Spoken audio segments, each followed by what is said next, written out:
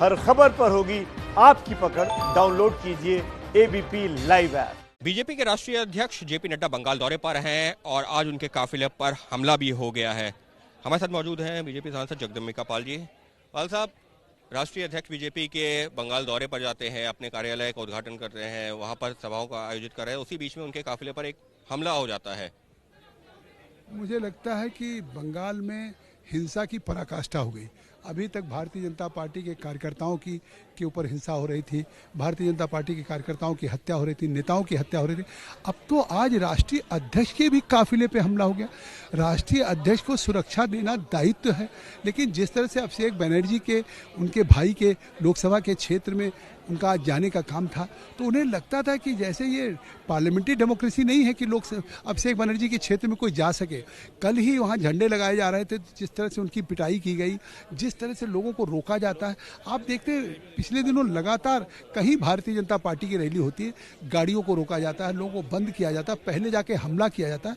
लेकिन ये बात तो हम लगातार उठा रहे थे, इसीलिए वहाँ के नेता राष्ट्रपति शासन की मांग कर रहे हैं कि चुनाव निष्पक्ष नहीं हो सकता है, क्योंकि वहाँ पे पुलिस आर्गन कार्यकर्ता की तरह काम कर रहा है और एक दमन और राष्ट्रीय अध्यक्ष के ऊपर हमला होना, मुझे लगता है कि इसकी जितनी भी निंदा की जाए कम है और इसके जिम्मेदार कोई नहीं, इसकी जिम्मेदार ममता बनर्जी की सरकार है। तो ऐसे में सवाल ये उठता है कि क्या बंगाल में लोकतंत्र की बात की जाती है, इस तरीके की घटनाएं कि विपक्ष का कोई नेता जाएगा, हमला होगा या प्रचार नहीं करने दिया जाएगा, उसमें भी जो है गतिरोध पैदा किया जाएगा, ये क्या दिखा रहा है? ये दिखा रहा है कि ये उनकी बौखलाहट है।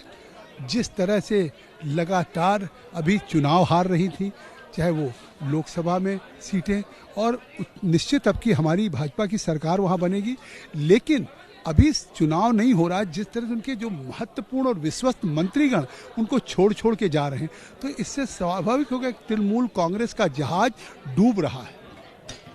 में जो आप कह रहे हैं कि अभी जो आगामी अब चुनाव जो बंगाल में होना है, तो आपको लगता है कि निष्पक्ष तरीके से चुनाव हो पाएगा बंगाल में, अगर इस तरीके के हालात हैं कि वहाँ पर विपक्षी पार्टी अगर प्रचार करने भी जा रही है तो उसके नेताओं के ऊपर हमला हो रहा है? देखिए, अमित शाह जी जब राष्ट्रीय अध्यक्ष थे, उनके हेलीकॉप्टर को नहीं उतरने दिया गया था। आप याद करिए जिस तरह से उनके कार्यक्रमों को रद्द किया गया।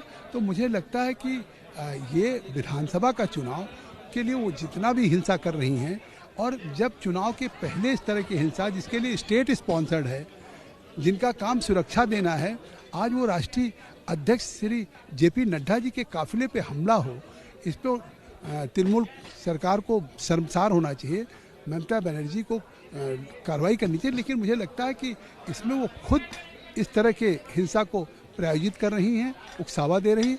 कोई घटना होती है उस पर कोई कार्रवाई नहीं करती।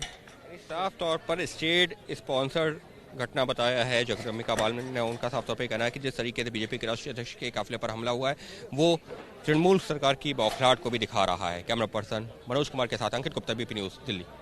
एबीपी न्यूज आपको रखे आगे।